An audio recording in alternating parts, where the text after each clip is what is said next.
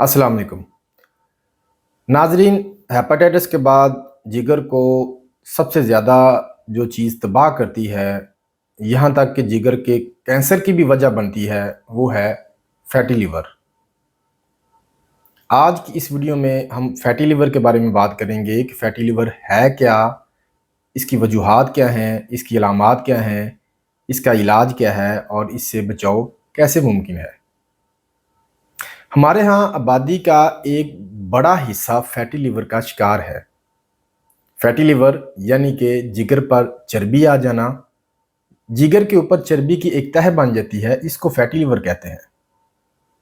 ज़्यादातर लोगों को ये पता ही नहीं होता कि उनको फैटी लिवर का मसला है।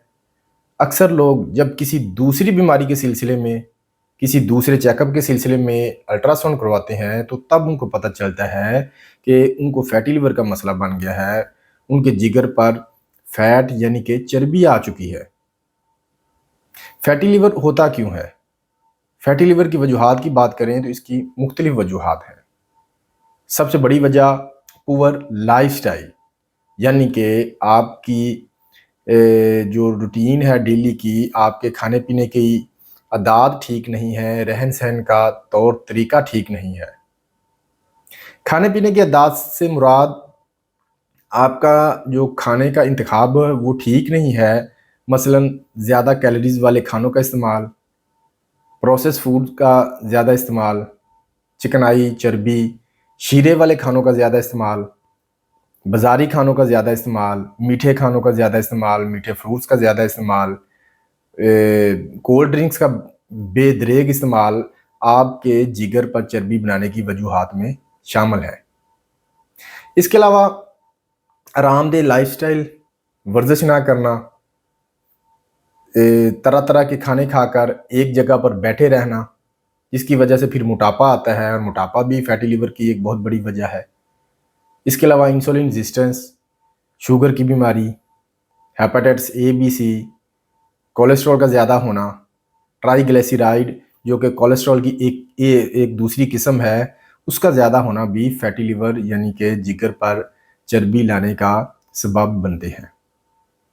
फैटी लिवर की अलामात क्या हैं? फैटी लिवर की अलामात आम तौर पर ज़ाहिर नहीं होती। इसकी अलामात तब ज़ाहिर होती हैं जब जिगर की हालत ज़्यादा बिगड़ जाती है। इन अलामात में सीने की जलन का होना, सीने पर भारीपन महसूस होना, पेट में सूजन, जिगर के हिस्से पर दबाने से दर्द का एहसास होना, बहुत ज़्यादा गैस, बदहज़मी, इसका मसला होना, भूख में कमी, थकावट का ज़्यादा होना, मुंह का जायका ख़राब होना, इसकी अलामात में शामिल है। फैटी लिवर की वजह से जिगर जब ज़्यादा ख़राब हो जाए तो फिर टांगों में सूजन, पेट में पानी पड़ना जैसी भी अलामात हो सकती हैं। फैटी लिवर के हवाले से अक्सर लोग ये क्वेश्चन करते हैं, जब उनको पता चलता है कि उनको फैटी लिवर का मसला है, उनके जिगर पर चर्बी आ चुकी है, तो ये पूछते हैं कि क्या ये ख़तरे वाली बात है?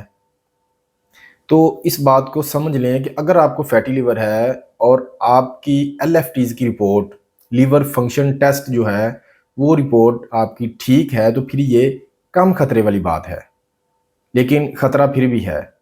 अगर फैटी लिवर के साथ-साथ आपकी जिगर की रिपोर्ट, एलएफटीज़ ख़राब है, यानी कि लीवर की जो वैल्यूज़ हैं, आमतौर पर एसजीपीटी, एसजीओटी वो बढ़ जाते हैं। अगर आपकी एलएफटीज़ की रिपोर्ट ख़राब है, साथ में आपका लीवर जो है उस पे चर्बी आ चुकी है, तो फिर ये ख़तरे वाली बात है।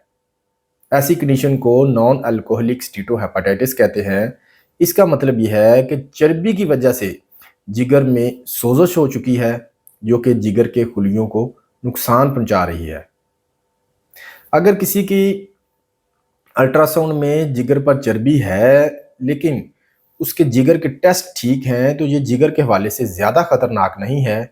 लेकिन रिसर्च से ये साबित है कि जिन लोगों का फैटी लिवर होता है, उनमें दिल की बीमारी की शरह, शुगर, फालजी का ख़तरा दूसरे लोगों की निस्बत ज़्यादा होता है। इसके अलावा जिगर और बाकी अज़ा के कैंसर की शरह भी ज़्यादा होती है। दूसरी सूरत में जब जिगर की चर्बी के साथ साथ जिगर की रिपोर्ट यानी कि LFTs की जो रिपोर्ट है वो ख़राब आ रही होती है, तो इसका मतलब है कि अब जिगर की बीमारी बढ़ने का ख़तरा ज़्यादा है। ऐसी कंडीशन में जिगर बिल्कुल उसी तरह ख़राब होता है जैसे कि हेपेटाइटिस में होता है। जिगर सिकुड़ना शुरू हो जाता है। जिगर सिकुड़ने से ख़तरनाक पेचीदगियाँ, जिस्म, टांगों में सूजन, पेट में पानी पड़ना, खून की उल्टी आना जैसे मसाइल का सामना करना पड़ सकता है। फैटी लिवर एक मामूली चीज़ नहीं है। इसकी वजह से जिगर में सिरहोसिस यानी कि जिगर सिकुड़ सकता है और जिगर का कैंसर भी हो सकता है। अब बात करते हैं कि अगर आपको खुदा न खास्ता फैटी लिवर हो गया है तो इसका इलाज कैसे करना है।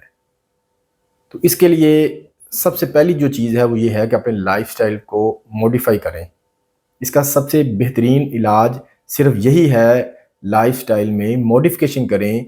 उसमें चंद चीज़ें ये हैं, वज़न कम करें, मोटापा कम करें, ख़ास तौर पर जो आपका पेट वाला हिस्सा है इसकी चर्बी को कम करें, जिस्म में चर्बी को कम करें, जिस्म में फ़ैट परसेंटेज कम करें।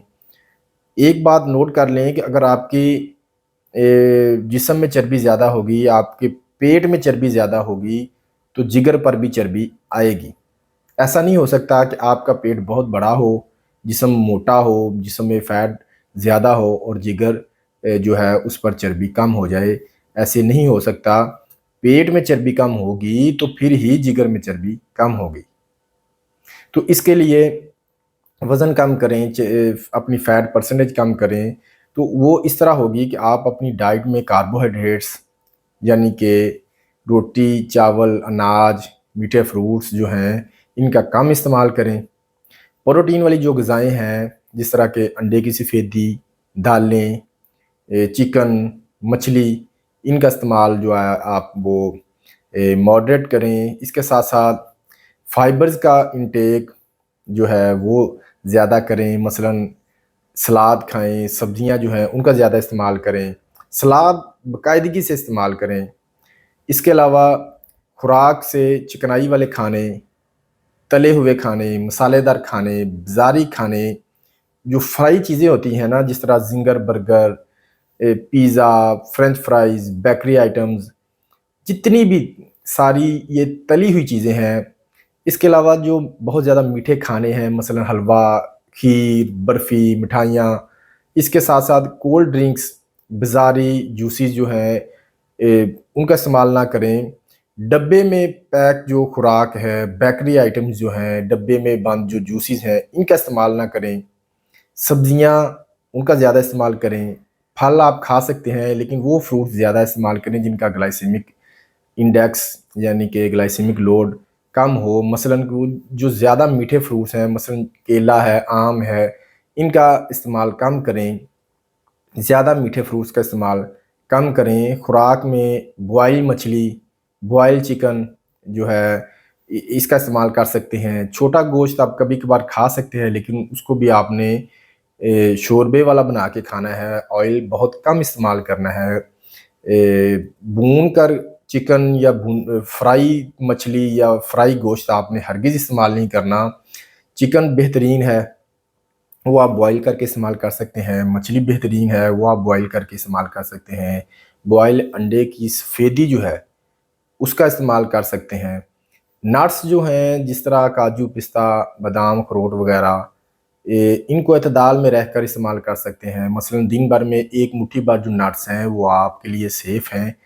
उससे ज़्यादा इस्तेमाल ना करें, वो आप डेली में इस्तेमाल कर सकते हैं। इसके साथ-साथ सलाद का जिस तरह मैंने पहले आपको बताया, वो ज़्यादा इस्तेमाल करें। वर्जिश लाज़मी करें। वर्जिश करेंगे तो आपके जिस्म से फ़ैट बर्न होगा, वज़न ऐसा-ऐसा कम होगा, जिस्म में चर्बी कम होती जाएगी। जैसे-जैसे आपका वज़न कम होगा, जिस्म में चर्बी कम होगी, तो फिर जिगर पर भी चर्बी कम होना शुरू हो जाएगी। ये हैं वो तरीके जिससे आप अपने फैटी लिवर को रिवर्स कर सकते हैं।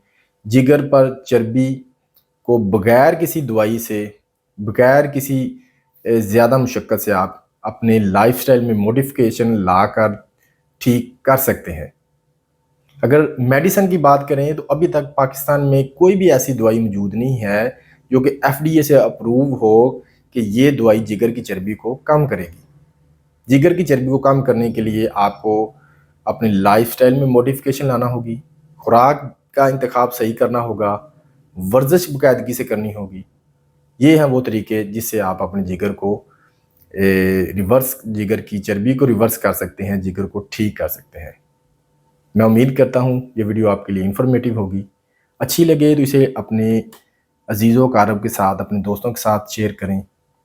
मज़ीद इस तरह की वीडियोस देखने के लिए मेरे यूट्यूब के चैनल को सब्सक्राइब करें, साथ में बेल के आइकन को प्रेस करें ताकि इस तरह की इन्फॉर्मेटिव वीडियोस आपको मिलती रहे। आपसे मुलाकात होगी किसी और वीडियो में किसी नए टॉपिक के साथ। अल्लाह हाफिज़।